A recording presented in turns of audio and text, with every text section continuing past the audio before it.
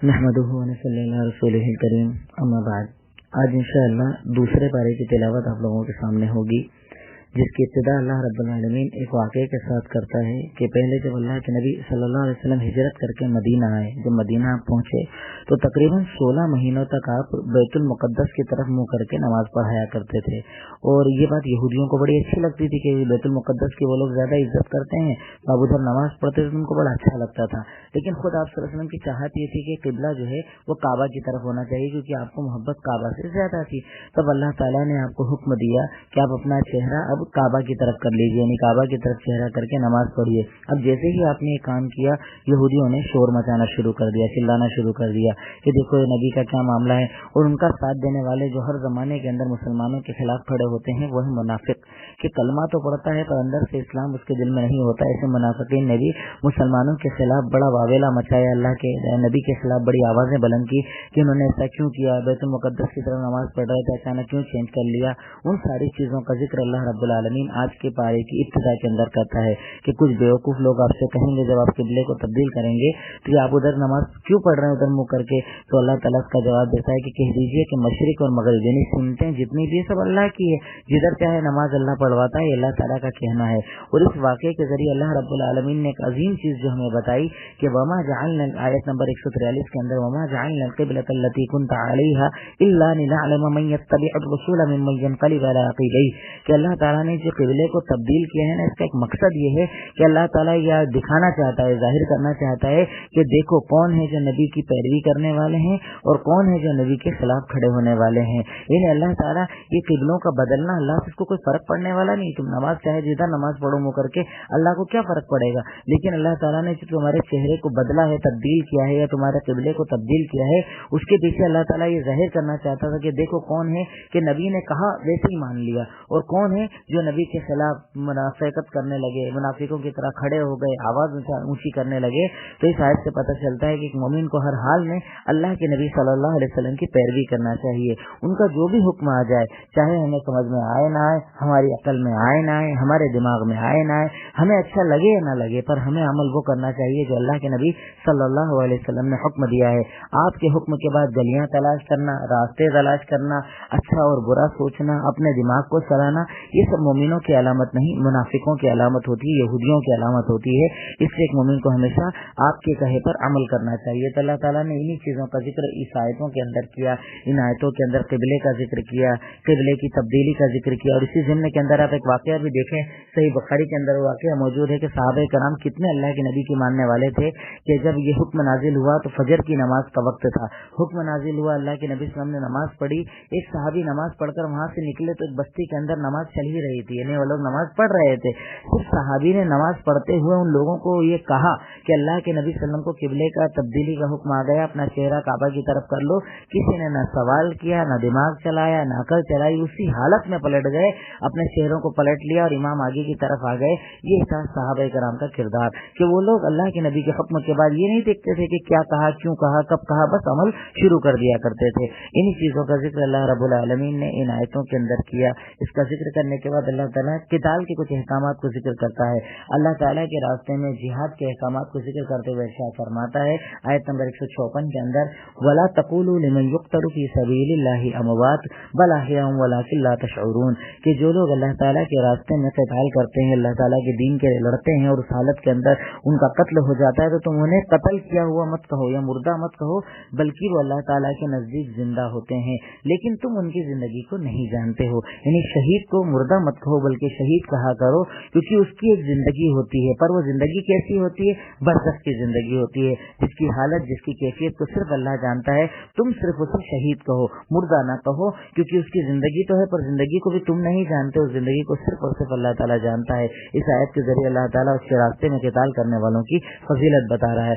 उसके बाद आयत नंबर 155 के अंदर अल्लाह ताला दुनिया की सच्चाई को जिक्र करता है कि वलनबलुवन्नकुम बिशैइन मिनल खौफि वल जू'i व नक़्सिन मिनल अम्वालि वल अनफुसि वस्समरात, कि हम जरूर बजरूर तुम्हारा थोड़ा थोड़ा इम्तिहान लेंगे, कभी खौफ देकर, कभी भुखमरी देकर, कभी माल की तंगी देकर, कभी घर में किसी का इंतकाल करके, कभी चलती हुई खेतियों को बर्बाद करके। अल्लाह ताला कहता है कि ये सब दुनिया की मुसीबतें आनी जानी है, परेशानियां आनी जानी है। कभी बीमारी आएगी, कभी अच्छे भी रहोगे, कभी घर में पैदाइश होगी, कभी इंतकाल भी होगा, कभी कारोबार चलेगा, कभी रुकेगा भी। तो ये सब चीजें अल्लाह ताला क्यों देता है? वो बशीर साबिरीन, अल्लाह ताला इसलिए देता है कि अल्लाह ताला सब्र करने वालों को जन्नत की खुशखबरी देता है कि जब उनको कोई भी मुसीबत आती है तो वो एक जुमला कहते हैं, इन्ना लिल्लाहि व इन्ना इलैहि राजिऊन, कि हम भी अल्लाह ही के हैं और हमें भी अल्लाह ही की तरफ लौट कर जाना है।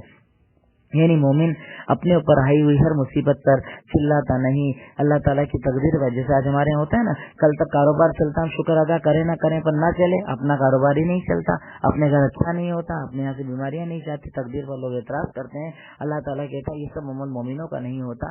मोमिन तो हर मुसीबत के आने पर सिर्फ एक जुमला कहता है, इन्ना लिल्लाहि व इन्ना इलैहि राजिऊन। उसके बाद अल्लाह ताला आयत नंबर 158 के बाद की आयतों के अंदर हज के अहकामात को जिक्र करता है, सफा मरवा के ताल्लुक से जिक्र करता है, हज के तरीके के बारे में मुख्तसरन अल्लाह ताला जिक्र फरमाता है कि वो कैसा होगा। उसके बाद अल्लाह ताला उन लोगों का जिक्र करता है, वो लोग जो अल्लाह ताला को छोड़कर दूसरों की पैरवी करते हैं, अल्लाह के नबी के रास्ते को छोड़कर दूसरे के रास्ते को अपनाते हैं। कि कहा जा रहा अल्लाह ताला ने ये कहा पर वो नहीं मानेंगे, दूसरी बातें मानेंगे, अल्लाह के नबी ने ये कहा पर वो नहीं मानेंगे, दूसरी बातें मानेंगे। ऐसे लोगों के बारे में अल्लाह ताला कहता है कि ऐसे लोग जब अल्लाह ताला उन्हें जहन्नम के अंदर डालेगा, जो कुरान और सुन्नत पर अमल नहीं करते थे, तो वो कहेंगे लो नरना कर रतन, अल्लाह अगर तू एक बार दुनिया के अंदर लौटा दे तो हम मुमिन बनकर आएंगे, पर एक बार मर गया तो दोबारा दुनिया के अंदर नहीं आना है। और इन लोगों के बारे में अल्लाह ताला कहता है कि दुनिया में जब उनको दीन बताया जाता था तो वो लोग क्या कहते थे, वइज़ा क़ीला लहुम इत्तबिऊ मा अंज़लल्लाह, जब उनसे कहा जाता था कि इत्तिबा करो उस चीज की जो अल्लाह ने नाजिल किया, यानी कुरान और हदीस की पैरवी करो, तो वो लोग दुनिया में क्या जवाब देते थे, बल नत्तबिउ मा अलफैना अलैहि आबाना, हम तो उस चीज पर अमल करेंगे जो हमारे अब्बा अमल करते थे। जैसे आज हमारे लोग कहते हैं ना, भाई ये अमल ऐसे किया करो, नहीं हमारे अब्बा तो ऐसे करते थे, हमारे दादा तो ऐसे करते थे।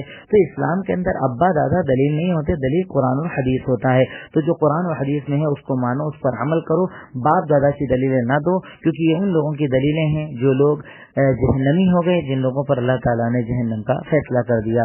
उसके बाद अल्लाह ताला ने कुछ अहकामात का जिक्र किया, हलाल और हराम खाने के अंदर जिक्र किया। उसके बाद अल्लाह ताला काबा की जो तब्दीली वाला मामला हुआ था, किबले की तब्दीली वाला जो मामला हुआ था, उसका जिक्र करते हुए आयत नंबर 177 के अंदर इरशाद फरमाता है कि लैसल बिर्रा अन तुवल्लू वुजूहकुम क़िबलल मशरिक़ि वल मग़रिब, कि भलाई सिर्फ इसी का नाम नहीं है कि तुम किस तरफ चेहरा करके नमाज पढ़ते हो, यानी तुम ये मत सोचो कि बस चेहरा उस तरफ करके नमाज पढ़ ली तो हो गई भलाई पूरी, ऐसा नहीं है। भलाई तो बल्कि इन चीजों में है कि कौन अल्लाह पर ईमान लाता है, कौन आखिरत पर ईमान लाता है, कौन फरिश्तों पर ईमान लाता है, कौन किताबों पर और नबियों पर ईमान लाता है। और भलाई इस चीज का नाम है कि कौन अल्लाह ताला के रास्ते में रिश्तेदारों की मदद करता है, कौन यतीमों की मदद करता है, कौन मिस्कीनों की मदद करता है, कौन मुसाफिरों की और मांगने वालों की मदद करता है, कौन गर्दनों को आजाद कराता है, अल्लाह के रास्ते में नमाजें कायम करता है, ज़कात अदा करता है, जब किसी से वादा करता है तो वादे को पूरा करता है। अल्लाह ताला कहता है कि ये सब काम नेकियों के काम है कि तुम अल्लाह ताला पर ईमान रखो, आखिरत पर, फरिश्तों पर, किताबों पर, नबियों पर। अल्लाह ताला जब माल दे तो खूब खर्चा करो, जब रमजान का महीना हो तो खर्चा और ज्यादा करना चाहिए। अल्लाह के रास्ते में गरीबों को दो, गरीब चाहे रिश्तेदार हो तब भी दो, रिश्तेदार ना हो तब भी दो, यतीमों को मिस्किनों को दो।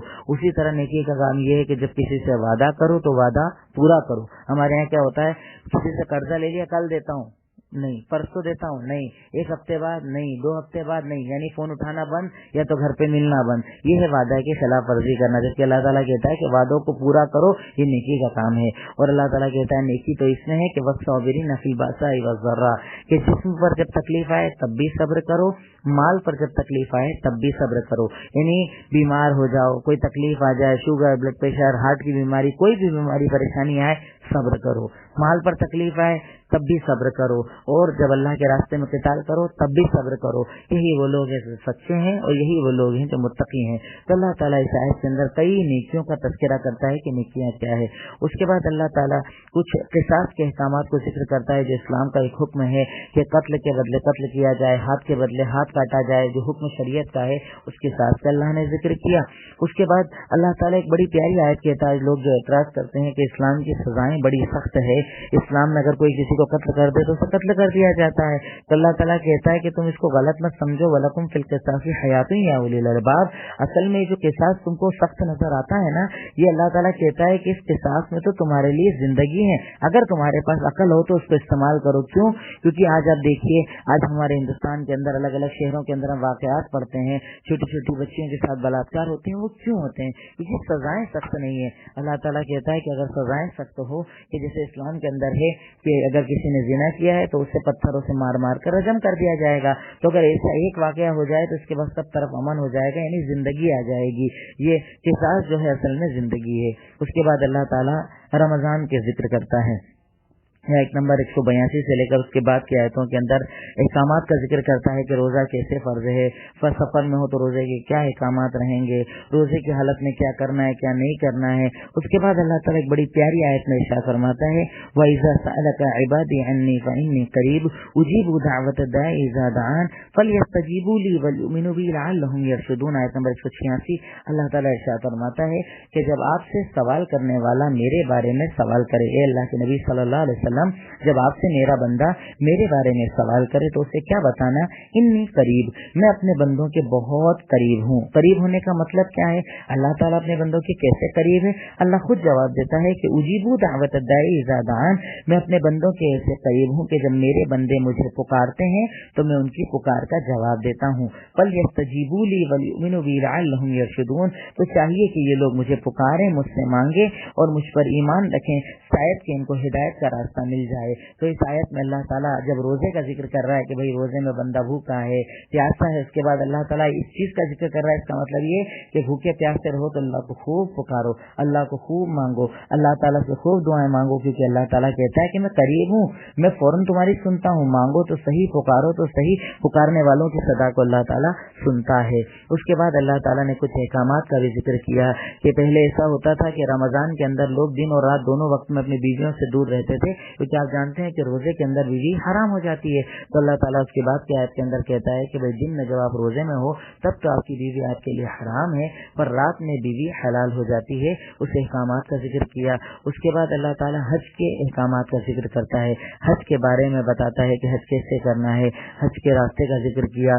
اس کے بعد اللہ تعالیٰ آیت نمبر 191 کے اندر قتال کا ذکر کرتا ہے، جہاد کا ذکر کرتا ہے، اس کے احکامات کا ذکر کرتا ہے، اور ساتھ ساتھ حج کا بھی ذکر چلتا ہے۔ حج کا ذکر کرتے کرتے اللہ تعالیٰ اس چیز کا ذکر کرتا ہے آیت نمبر 200 اور 201 کے اندر کہ جب اللہ تعالیٰ سے دعا مانگی جائے تو کبھی ایسی دعا مت مانگو کہ ربنا آتنا فی الدنیا، کہ اللہ تو ہمیں دنیا کی بھلائی دے، ایسی دعا مت مانگو۔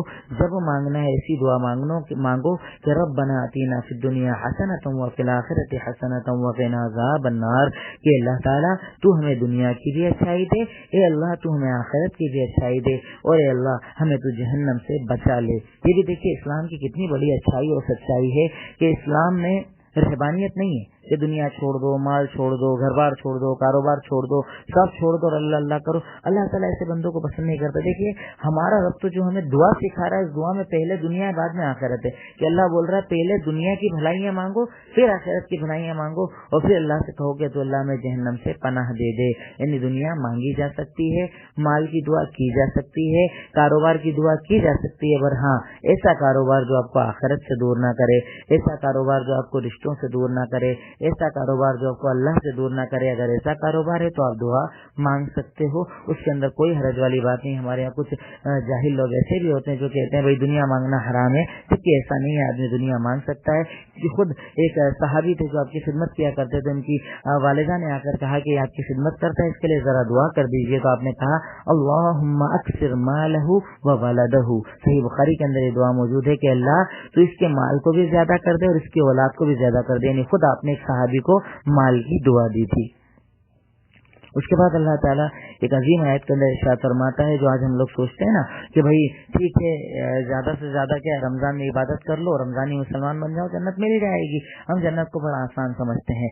رب العالمین آیت نمبر 214 کے اندر ارشاد فرماتا ہے ام حسبتم ان تدخلوا الجنہ، کیا تمہیں لگتا ہے کہ تم جنت میں آسانی سے چلے جاؤ گے؟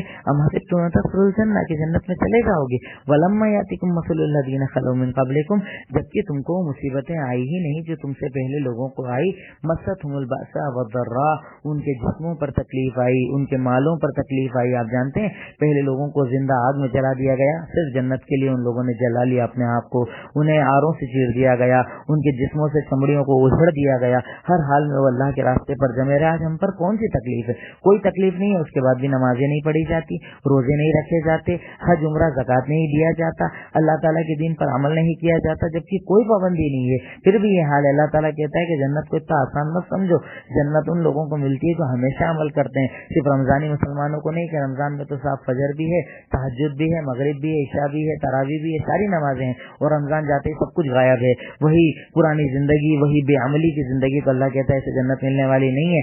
जन्नत बड़ी मुश्किलों से मिली, उन लोगों को मिली जिनको इतनी तकलीफें आई कि वो लोग अपने नबी से कहा करते थे कि मदद कब आएगी, तो नबी कहते थे अला इन्ना नसरुल्लाहि करीब, अल्लाह ताला की मदद करीब ही है और आने ही वाली है। उसके बाद अल्लाह ताला ने फिर वापस क़िताल के अहकामात को जिक्र किया, कुछ हलाल हराम का जिक्र किया, शराब और जुए की हुर्मत का जिक्र किया। उसके बाद एक अजीम आयत 221 नंबर आयत में अल्लाह ताला कहता है, आजकल हमारे यहाँ होता है ना काफी रिलेशनशिप होते हैं जो मोहब्बत के होते हैं, भाई लव के रिलेशनशिप हैं, उसमें लोग मजहब को नहीं देखते। ठीक है भाई, काफिर लड़की है तो भी चल जाएगी, बेदीन है तो भी चल जाएगी, मुशरिक है तो भी चल जाएगी, बस मोहब्बत का रिश्ता होना चाहिए। अल्लाह ताला कुरान की इस अजीम आयत के अंदर इसको साफ साफ तौर पर हराम करार देता है। वला तुनकिहुल मुशरिकात हत्ता युमिन वला अमतुम मुमिनतुन खैरुम मिन मुशरिकतिन वलौ आजबतकुम, कि तुम लोग कभी किसी मुशरिका से निकाह मत करो, यानी मुशरिक और काफिर लड़की से निकाह तुम्हारे लिए जायज नहीं है यहाँ तक कि वो मोमिन ना हो जाए, और तुम्हारे लिए मोमिन चाहे लोंडी ही क्यों ना हो, ज्यादा बेहतर है उस मुशरिका और काफिरा से जो तुम्हें पसंद आती है। यानी इस्लाम के अंदर निकाह में यह शर्त लगाई गई है कि लड़के या लड़की का मोमिन होना चाहिए।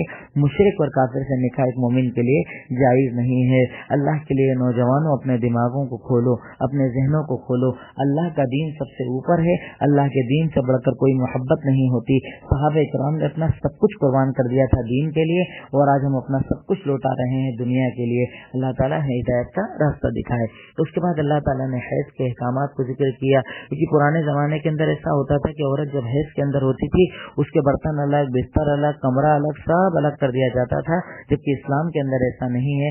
इस्लाम के अंदर औरत उसी घर में रहेगी, खाना पकाएगी, किचन में आएगी जाएगी, सब कुछ करेगी, कुछ भी हराम नहीं है सिवाय हम बिस्तरे के। तो अल्लाह ताला ने उन अहकामात का जिक्र किया, फिर कसम का जिक्र किया। उसके बाद अल्लाह रब्बुल आलमीन तलाक का जिक्र करता है, तलाक के तरीके का जिक्र करता है।